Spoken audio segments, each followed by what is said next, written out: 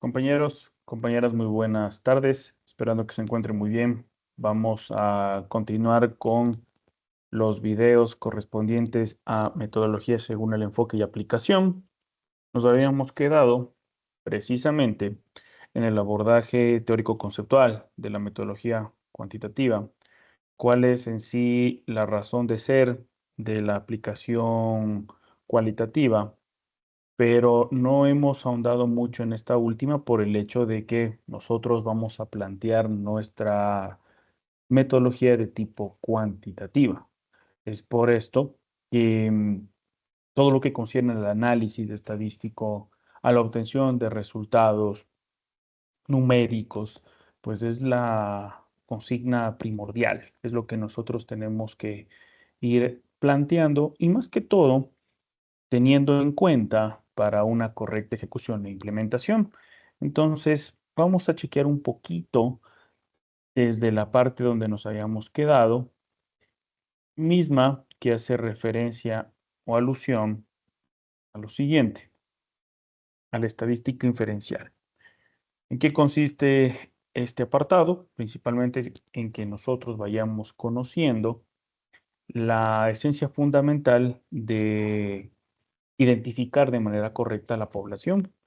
Una población que no debe salirse del esquema de implementación. Es decir, si yo voy a hacer mi estudio en una empresa que tiene 1000 empleados y, y este espacio o esta área, pues es mi foco de estudio, pues yo debo 100% enfocarme a ese proceso, no romper para nada la línea, no estar saltando conforme a los gustos o preferencias, porque no nos olvidemos que estamos haciendo un estudio investigativo y que obviamente responde a la obtención de conclusiones, generalizaciones, y donde siempre va a prevalecer también el aspecto analítico, interpretativo y argumentativo de cada uno. Entonces, miren, para no hacerles un cuento complicado, porque en este caso no lo es, tenemos a la población que vendría a ser la totalidad que les había mencionado, 1000 personas. Como nosotros vamos a desarrollar ya cuando estemos en análisis de datos, la, el desarrollo de nuestra encuesta, una encuesta que debe guiarse, debe regirse a preguntas cerradas, directas, puntuales, donde no tengamos este espacio, donde no demos apertura a, a que el encuestado, se explaye o dé a conocer ciertas sensaciones, porque eso ya nos adentraría a un aspecto más cualitativo, más descriptivo, más de valoración. Entonces, para yo ejecutar ya mi encuesta, pues 1000 personas vendría a ser una totalidad considerable. En muchos de los casos al investigador se le complica porque tenemos una amplia variedad de espacios, de personas, de carreras, en fin, una multivariedad de elementos que nos podrían generar un problema de índole aplicativo. Entonces, miren, 1000 personas es lo que nosotros hemos definido como población, pero de aquí tenemos que sacar una porción, un grupo que no es que yo lo saco de manera aleatoria, sino más bien que tenemos que obtener el dato preciso y puntual a través de una calculadora. Y eso ya lo vamos a conocer en pocos minutos. Entonces, de esas 1000 personas yo saco un porcentaje menor, un grupo de personas menor para facilitarme el estudio. Porque no es lo mismo encuestar a 1000 personas que a 350. Entonces ya nos vamos dando cuenta de que es sustancial la diferencia y que con 350 personas de una totalidad de 1000, pues es mucho más viable, mucho más ejecutable. Entonces, eso es lo que vamos a conocer y comprender de mejor manera. Población, y que de esta población tenemos que obtener la muestra de implementación, en este caso, de nuestra encuesta directa. Vamos a seguir bajando y aquí tenemos un poquito más de información sobre la estadística inferencial. ¿Qué es? Definiciones sumamente concretas. Es la comprensión de los métodos que hacen posible, en este caso, la estimación de una característica de la población. Y a raíz de eso, pues nosotros como investigadores podemos tomar la decisión adecuada y pertinente para ejecutar nuestro instrumento de recolección, recopilación de datos e información. Entonces, siempre tenemos que ir conociendo de antemano a dónde nosotros nos vamos a adentrar. Esa es la idea fundamental aquí, comprender cuáles son esas características fundamentales para que nuestro estudio pues tenga u obtenga los resultados necesarios. ¿Qué es una inferencia? Ahí tenemos. Es un proceso de sacar conclusiones lógicas. ¿A partir de qué? De las diversas premisas, de las características que se saben o también que se suponen o se sobreentienden que son verdaderas o que se ajustan netamente al espacio, al contexto de desarrollo y desenvolvimiento. Entonces, en este caso, tenemos a la población, nuestra encuesta, nuestras preguntas o interrogantes tienen que enfocarse al 100% a eso. No podemos alterar el estudio, no podemos generar una ruptura dentro del esquema, porque si yo voy a implementar área de marketing, área de administración, que son las carreras de estudio, pues yo tengo que aterrizar la información y sobre todo las preguntas hacia este público que está con las problemáticas varias y que obviamente pues se les va a ejecutar los procesos adecuados. Entonces, miren, la estadística inferencial en este caso permite que se deriven o se destinen ciertas conclusiones a partir de los datos netamente cuantitativos. ¿Por qué nace una estadística inferencial? Principalmente para saber de una manera rápida cuál es la razón de ser de ese espacio, cuáles son las necesidades, cuáles son las características, cuáles son los puntos de inflexión, esos elementos que permiten desquebrajar ciertos recursos. Pues hay que conocer de antemano las cosas y el nacimiento de esta estadística parte por ahí.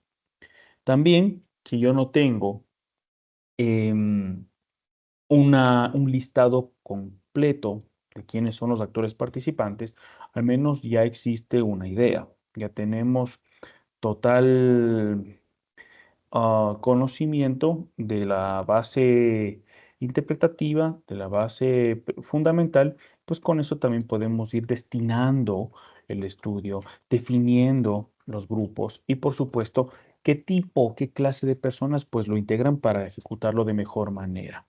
También, al no poder hacer un estudio completo de las personas que integran esa población, pues lo que uno debe hacer es disponer de esa base, de ese elemento genérico y pues ir también destinando, definiendo, porque al hacer ya un estudio mucho más puntual y específico, nos rompería por completo la esencia de un estudio cuantitativo y ya de a poquito pues estaríamos o de manera indirecta adentrándonos a lo cualitativo, que ya es en su máxima expresión el conocimiento detallado de la persona, grupo de personas o en este caso del contexto a evaluar.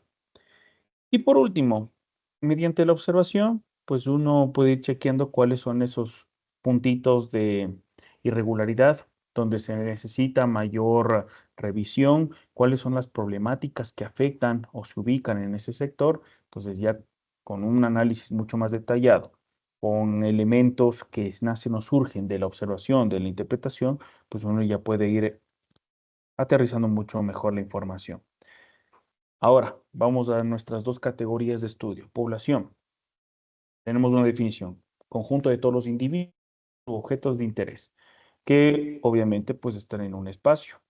Pero al yo tener una amplia variedad de actores, pues no es que vamos a obtener una sola categoría, va a ser polifuncional.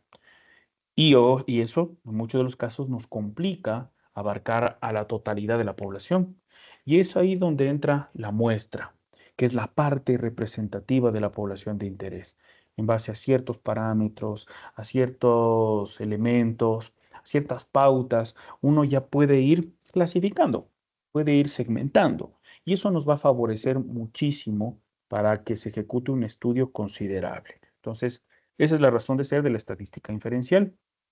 Entonces, miren, tenemos aquí la selección de la muestra, que es lo que de ley nosotros vamos a trabajar cuando estemos en análisis de datos. Bueno, no puntualmente conmigo, pero es más que todo darle la continuidad al proceso.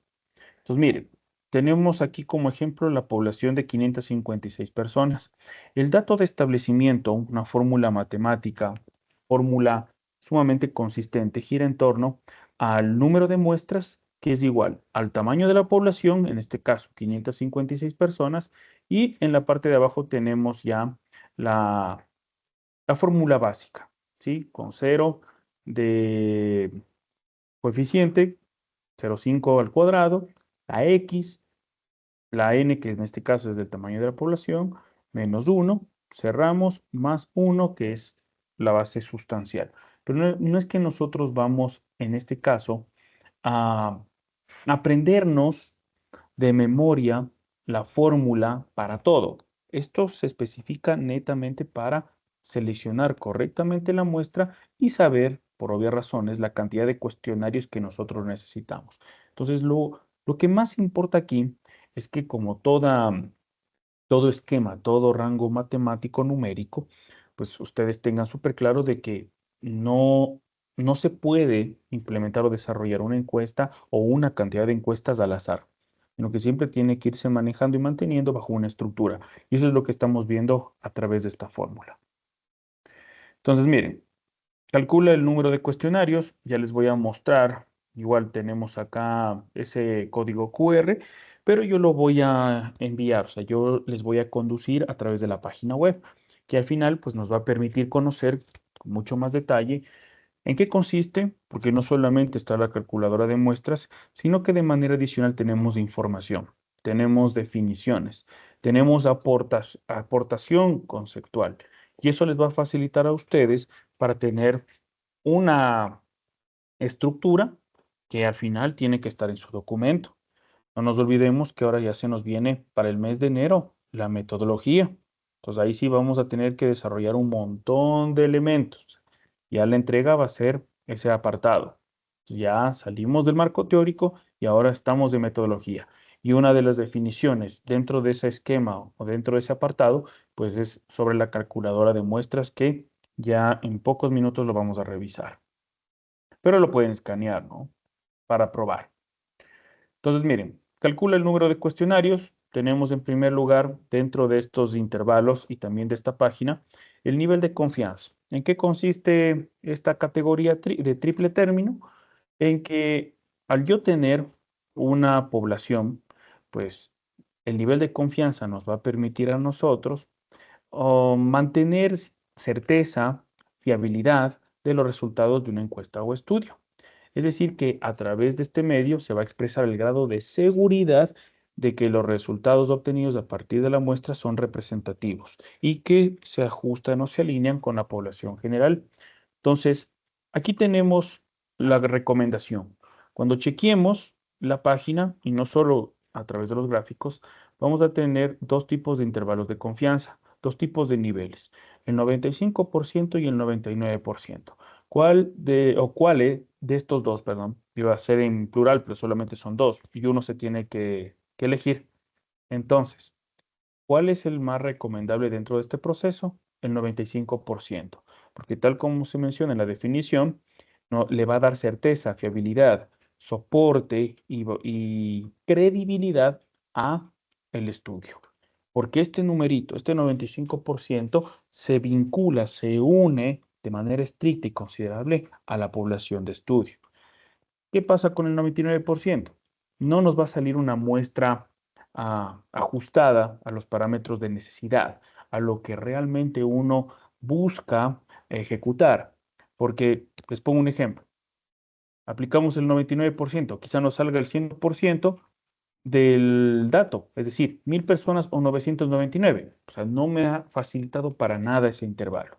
Entonces, por eso siempre se recomienda el 95% como nivel de confianza. Entonces, ahí está el ejemplo. Un nivel de confianza del 95% significa que si se repitiera el estudio 100 veces, en 95 ocasiones los resultados estarían dentro del margen de error. Entonces, tenemos un aporte. Existe un número y que nos va, en este caso, con ese 5 de diferencia, con ese porcentaje del 5 que nos está faltando, pues nos está entregando a nosotros una facilidad también para implementar en el estudio. Y eso ya lo vamos a chequear a continuación. Calcula el número de cuestionarios. Aquí está más que todo el margen de error. Tenemos la gráfica, esta recta en donde existen diversas curvas, porque lo más importante es que se demuestre de manera gráfica cómo es el desarrollo, cómo es la colocación y también la posterior aplicación. Entonces, miren, ¿qué es el margen de error? Indica el rango dentro del cual se espera que se encuentren los resultados verdaderos de la población, basándonos siempre en los resultados de la muestra. ¿Sí? Entonces, en el margen de error ya viene a ser principalmente la diferencia del 100%. Si yo establezco, y eso es lo que a rajatabla recomiendo, el 95% del nivel de confianza, ¿cuál es mi margen de error? El 5%, no voy a poner el 10% para que me dé un total de 105. Es inverosímil y no corresponde. Y si yo elijo, por obvias razones, el 99% de nivel de confianza, ¿de cuánto es mi margen de error? El 1%, porque todo se calcula en la totalidad, en el 100%. Entonces, miren, aquí está el ejemplo. Un margen de error del 5% significa que los resultados obtenidos de la muestra pueden variar más o menos 5% del valor verdadero de la población. Esto, para muchos de ustedes, será pura lata de teoría. En la práctica, todo lo que están observando se cumple y eso es lo que se va a revisar. Calcula el número de cuestionarios. Miren, entonces esto lo vamos a hacer a través de la página. Seleccionamos el nivel de confianza, principalmente, y el más común es del 95%. Luego se introduce el porcentaje de margen de error que uno requiere para el estudio. Si es del 95, 5%, ¿no? La diferencia, lo que nos falta. Luego se anota la población total del universo de estudio, en este caso 1000 personas, 3000, 4000, 150, 200, toda, o sea, la totalidad de la población que uno haya destinado. Y luego sí se da un clic en calcular muestra para que después de esto ya nos aparezca en el recuadro de abajo el valor que nosotros vamos a implementar. Y miren, estas dos capturas hacen referencia a la página donde vamos a trabajar y vamos a chequear la calculadora de muestras. Pues miren, tenemos la primera captura, que es la calculadora de muestra con su nivel de confianza del 95%, el margen de error que le vamos a poner el 5%, la población que es la totalidad y calculamos. Aquí ya obtenemos el dato. Y eso se observa en la captura de lado. Miren, 95%, margen de error del 5%, población 556 personas, que es un datito más o menos, calculamos y nos sale 228 personas. Es mucho más manejable este número por el hecho de que lo podemos ejecutar sin ningún tipo de limitantes o restricciones. Y para ir finalizando tenemos estos ejemplos. Una empresa ofrece un servicio de suministro de agua. Un ejecutivo de la compañía calcula la media de litros de agua consumidos por 40 viviendas, obteniendo un resultado de 895 litros al día. Basándonos siempre en este resultado, se concluye que la media que suministra para todas las viviendas es de 900 litros al día. La muestra directamente, 40 casas. La población, la totalidad de las viviendas. La media de la muestra, que es más que todo el punto equilibrado, el punto intermedio entre el resultado, es de 895, y la conclusión que nos permite obtener a través de este estudio es que la media de la población es igual a 900 litros al día, y esto pues hay que chequearlo, ¿no? A través del estudio, para responder a la pregunta. ¿La afirmación es cierta? Entonces ahí viene la interrogante, en donde estará entre un sí y un no, dependiendo de los casos. Y otro de los ejemplos adicionales, estimación del tiempo promedio de respuesta. Aquí ya se pone un poquito en contexto dentro del área de emergencias. Aquí la población y muestra viene a ser el primer apartado, todos los tiempos de respuesta de las ambulancias a las llamadas de emergencia. Entonces imagínense, si yo establezco, digamos, en todo el año, voy a poner un dato que es una suposición nada más, 100.000 llamadas en todo el año. Es un dato enorme, dato gigantesco. Entonces, es una población dentro de mi estudio que se lo puede ejecutar, pero hay que ir viendo también los tiempos de realización. Nos puede generar muchísimos problemas si lo hacemos sin el cálculo respectivo. Y la muestra los tiempos de respuesta de las ambulancias a 50 llamadas, y es mucho más viable que a 1000 o 100.000 llamadas, ¿sí? Entonces, 50 llamadas, uno ya puede ir estableciendo, puede ir seleccionando de manera aleatoria durante el último mes, porque si lo hago durante el año, nos va a copar mucho y a veces el estudio se vuelve muy ahogante, muy saturado y no nos facilita como uno quisiera, al menos en el trabajo. Y con esto es el jueguito que también invito a que ustedes lo chequen a través de la presentación que está en la plataforma, escaneen el código y van a darse cuenta de que aquí tenemos la pregunta. Es un subconjunto representativo de la población, entonces hay que ir viendo, ¿no? Si es una variable, un universo o una muestra. Entonces, con todo, aquí se les ha compartido a ustedes para que puedan escanear y también para que conozcan el nombre de la página y puedan ir jugando un poquito con esta cuestión. Entonces, con eso voy a, antes de cerrar la clase, que es complementaria a lo que ya hemos venido trabajando y que está ya también en su plataforma, voy a mostrarles la calculadora de muestras. Con esta calculadora que solamente ingresamos a través del buscador en Question Pro, ustedes van a encontrarse con lo siguiente. Miren, definiciones, en qué consiste, ¿ya? Aquí tenemos de manera adicional el contenido del artículo, la calculadora de tamaño de muestra para la investigación y aquí uno puede ir manejándole, manipulando los datos. Entonces yo voy a elegir el 95% de nivel de confianza. Voy a establecer 100.000 personas. Miren, aquí está 100. Tenemos los tres numeritos, tres ceros, perdón. El margen de error en este caso es del 5%.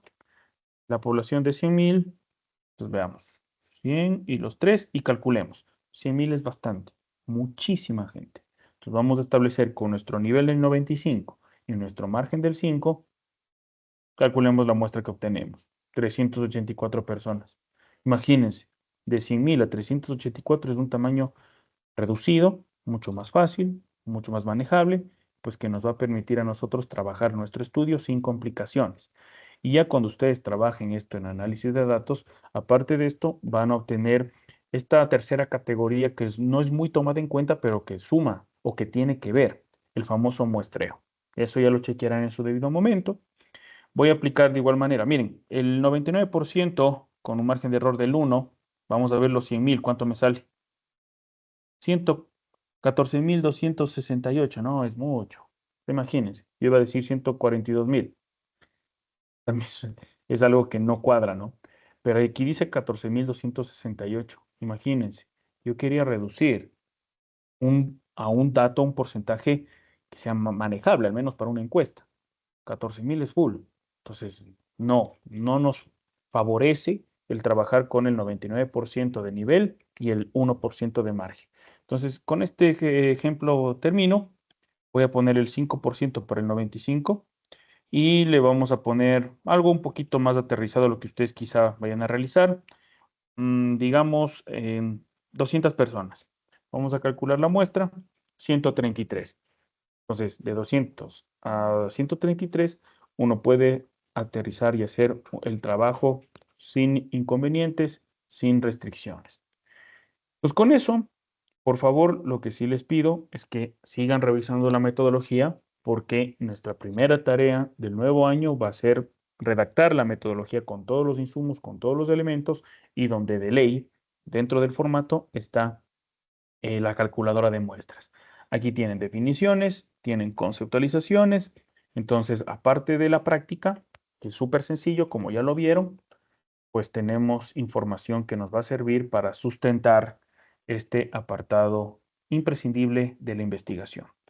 Sin más, me despido agradeciéndoles por el tiempo y pues estar pendientes de los próximos mensajes y sobre todo de lo que tenemos que ir presentando a posteriori.